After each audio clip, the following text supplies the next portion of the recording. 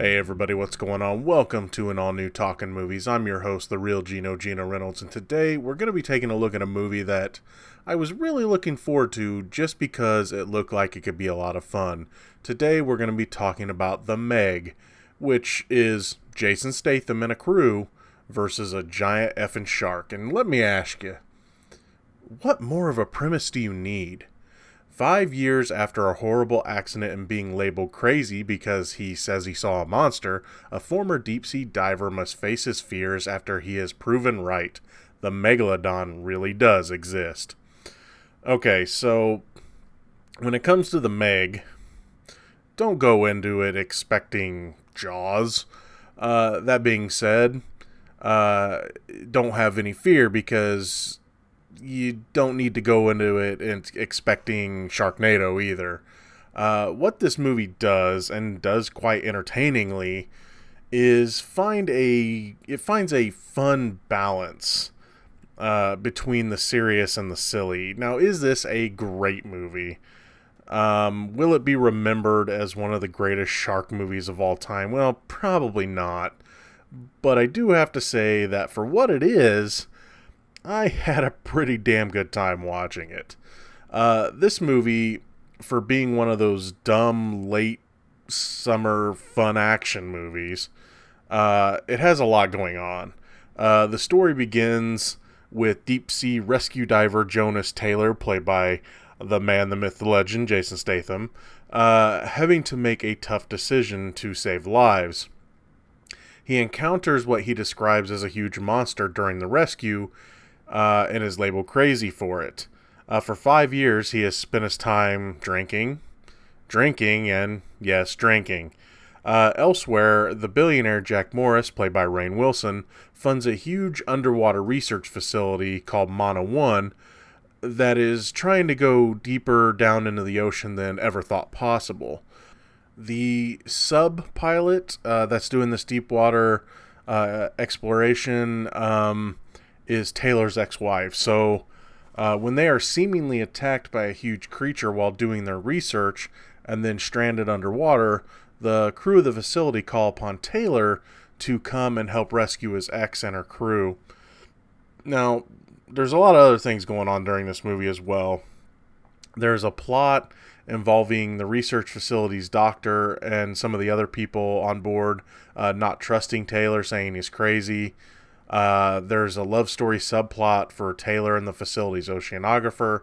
There's the millionaire Morris trying to cover up the fact that it's his company's actions that has led to the Meg getting free from its deep water home, and he's afraid of lawsuits.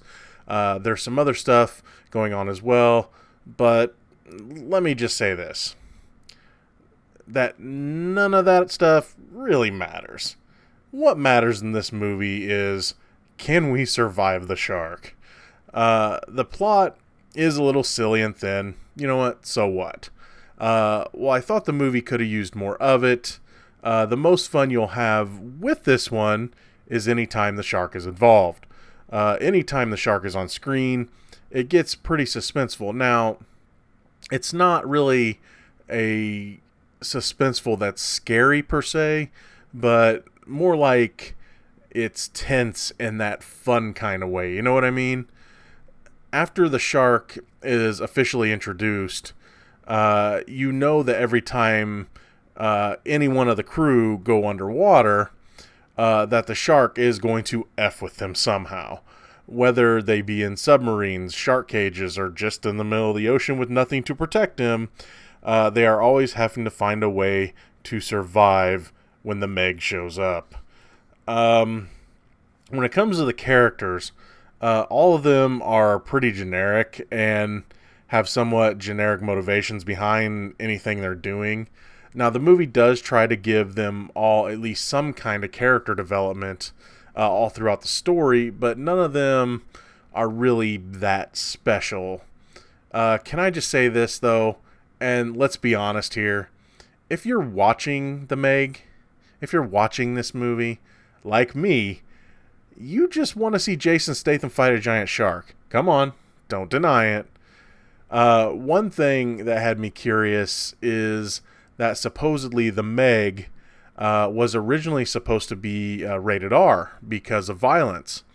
I, for one, am hoping that maybe they'll release this rated R cut on Blu-ray, because one of my issues with this movie is that with it being PG-13, they had to neuter the shark a bit when it came to it attacking people. Oh, and dogs too. It attacks a dog too.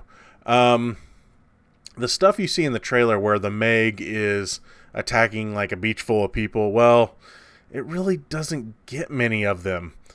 Sure, a lot of people are thrown around and stuff, but this movie is trying to tell a somewhat happy story, so the shark really doesn't get to kill a lot of people, or that dog I just mentioned, for that matter.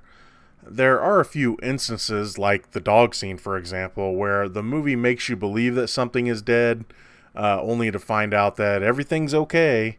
I think I would enjoy seeing the shark get to wreak a little more havoc, making its eventual defeat all that more satisfying, but you know what? We got what we got, and it's still a lot of fun. Oh, and if you are thinking of staying through the credits, well, don't. The movie really does a big no-no here at the end during the credits. The movie runs the type of credits where you think that anything might happen, but no, nothing. Absolutely nothing. Don't waste your time even sitting through any of them, because there's nothing there. Again, if you find yourself in the mood for a mostly less than serious shark movie where Jason Statham and his friends have to find a way to kill said gigantic shark, then you might have a good time with this movie.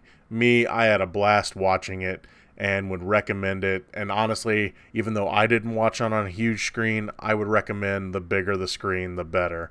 That's going to be all for this edition of Talkin Movies. If you like what you've heard here, please subscribe to the Real Geno YouTube channel, like this video, and if you have anything to say about this movie, please feel free to leave a comment in the comment section below. Until next time, I'm your host, the Real Geno, Geno Reynolds. See you later.